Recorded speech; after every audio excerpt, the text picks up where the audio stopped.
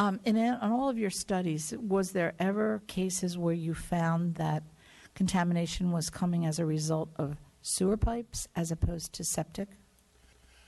That has been a problem in Key West. I'm very familiar with that problem.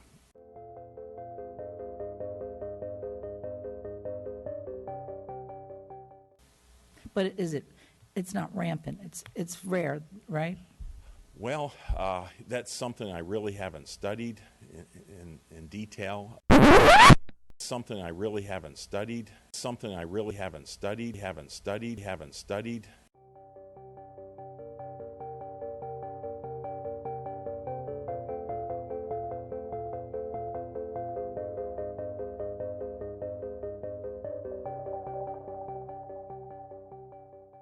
And you, I'm sure, know about this because when you did the study on the Caloosahatchee River, that they found high levels of antidepressants and estrogen and testosterone in dolphins or sharks in the Caloosahatchee.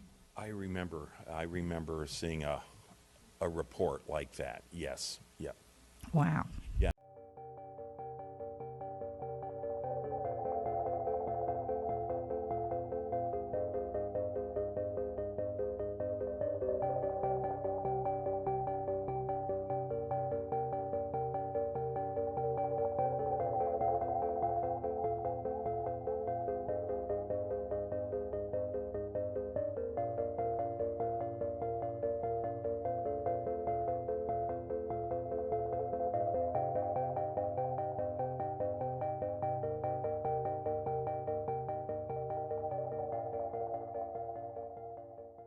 Now, don't forget, Fort Myers does have some surface water outfalls in that system.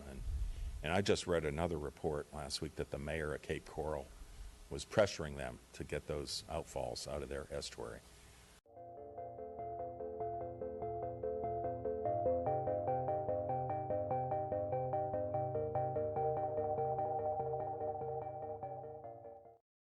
Every day in Miami-Dade, Broward, and Palm Beach counties, almost 500 million gallons of minimally treated wastewater is pumped off our coast right into the ocean.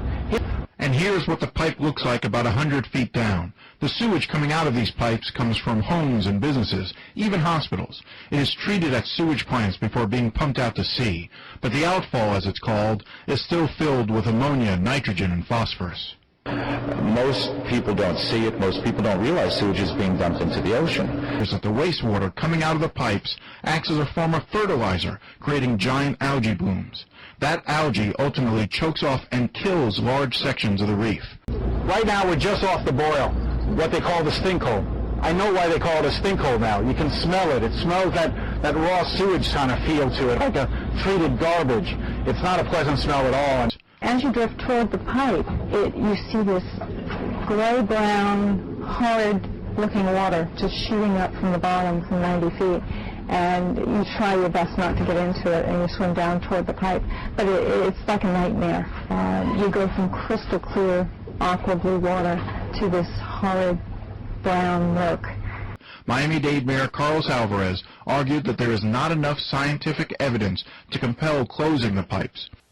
So that's one immediate source, right? The surface water outfalls. On all of your studies, was there ever cases where you found that contamination was coming as a result of sewer pipes as opposed to septic?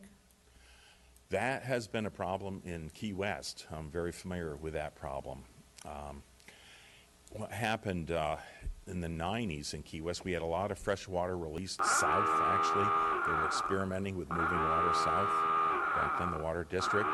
So we had a lot of impact to our regional water quality at a time when the city of Key West infrastructure, their sewage collection system was in pretty bad shape. We had our beaches were shut down all around Key West in the late 90s due to that problem.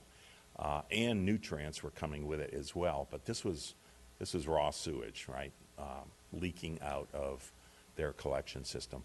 So undoubtedly, aging infrastructure is an issue as well in many of these communities. And I think we're seeing some of that on the Indian River Lagoon in the Cocoa Beach area with very, very old collection systems that probably need to be upgraded.